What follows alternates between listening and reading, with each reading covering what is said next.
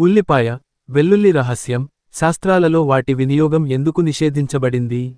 శాస్త్రాలలో ఉల్లిపాయ, వెల్లుల్లి వినియోగం ఎందుకు నిషేధించబడింది? ఉల్లిపాయ, వెల్లుల్లిని తినకూడదనే దాని వెనుక ఉన్న అత్యంత ప్రసిద్ధ పౌరాణిక గాథ సముద్ర మంథనం నాటిది. విష్ణుమూర్తి మోహిని రూపం ధరించి, సముద్రం నుండి ఉద్భవించిన అమృతాన్ని దేవతలకు పంచిపెడుతుండగా, ఒక రాక్షసుడు దొంగచాటుగా వచ్చి వారి మధ్య కూర్చున్నాడు. అతడిని ఒక దేవతగా పొరబడి, విష్ణుమూర్తి అతనికి కూడా అమృతాన్ని సమర్పించాడు. అయితే, అదే క్షణంలో, సూర్యచంద్రులు అతడు నిజానికి ఒక రాక్షసుడని ఆయనకు తెలియజేశారు. విష్ణుమూర్తి వెంటనే ఆ రాక్షసుడి మొండెం నుండి తలను వేరుచేశాడు. అయినప్పటికీ, అమృతం అప్పటికే రాహువు నోటికి చేరడం వల్ల, అతని తల అమరత్వం పొందింది. అయితే, విష్ణుమూర్తి రాహువు తలను నరికేటప్పుడు, ఆ తెగిన తల నుండి కొన్ని అమృతపు చుక్కలు భూమిపై పడి, వాటి నుండే ఉల్లిపాయలు, వెల్లుల్లి పుట్టాయి.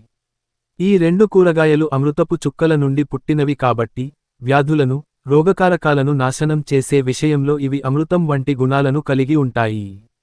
అయితే అవి ఒక రాక్షసుడి నోటి నుండి పడినందున, ఘాటైన వాసన కలిగి ఉండి, అపవిత్రమైనవిగా పరిగణించబడతాయి.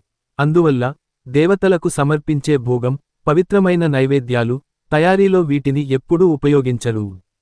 ఉల్లిపాయలు, వెల్లుల్లిని తినేవారికి రాక్షసుడిలాంటి దృఢమైన శారీరక నిర్మాణం లభిస్తుందని చెబుతారు. అయినప్పటికీ, అదే సమయంలో, వారి బుద్ధి, ఆలోచనా విధానాలు కూడా రాక్షసుల మాదిరిగానే కలుషితమవుతాయి. ఈ రెండు కూరగాయలను మాంసంతో సమానంగా భావిస్తారు.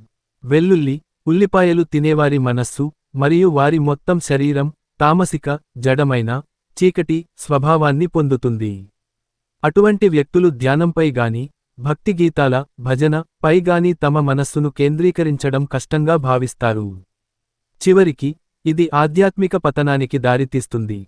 సరిగ్గా ఈ కారణంగానే, శాస్త్రాలలో ఉల్లిపాయలు మరియు వెల్లుల్లి తినడం నిషేధించబడింది.